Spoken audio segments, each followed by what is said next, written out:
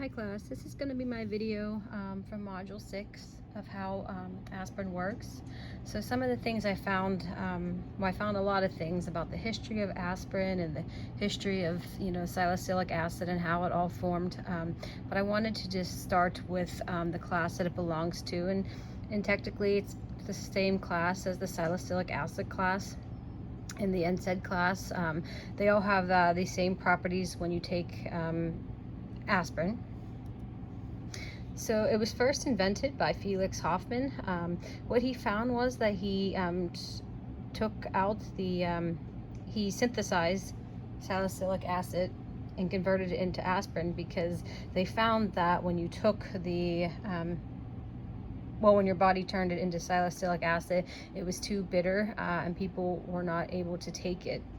But the importance of this modification is that it made the addition of the acetyl group to the salicylic acid, generating acetyl salicylic acid, which is the chemical term for aspirin. So it's a long term, but everybody just typically calls it aspirin. But like I said, that addition of that acetyl group, and you'll see it circled there in pink, really made the medication much tolerable so that people can use it to treat their pain. So we talk about pain and why we have inflammation and things in the body, but the big takeaway is, why are we getting this kind of pain and inflammation, and what is causing it?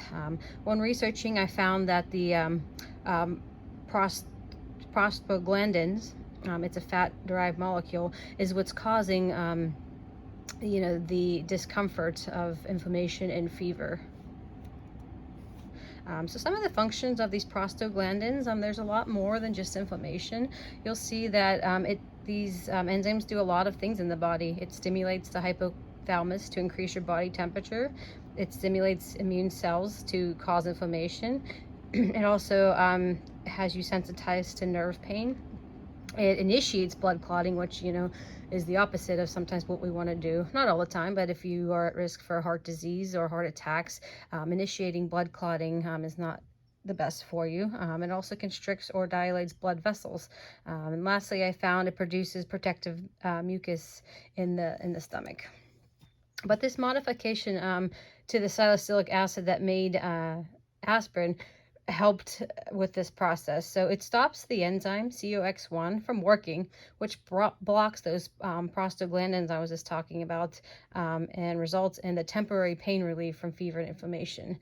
But another great example of this is taking aspirin helps block the prostaglandins from synthesizing into the thromboxane A2, which is involved in activating those platelets to initiate blood clotting. So that's why they say taking a low dose of aspirin a day makes it harder for your blood to clot.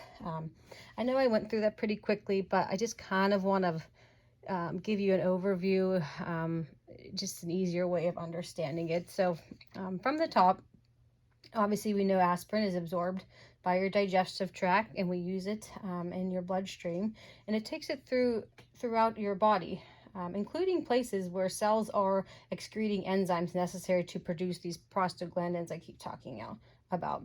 But the molecules of this aspirin lock up with one of those enzymes, COX-2.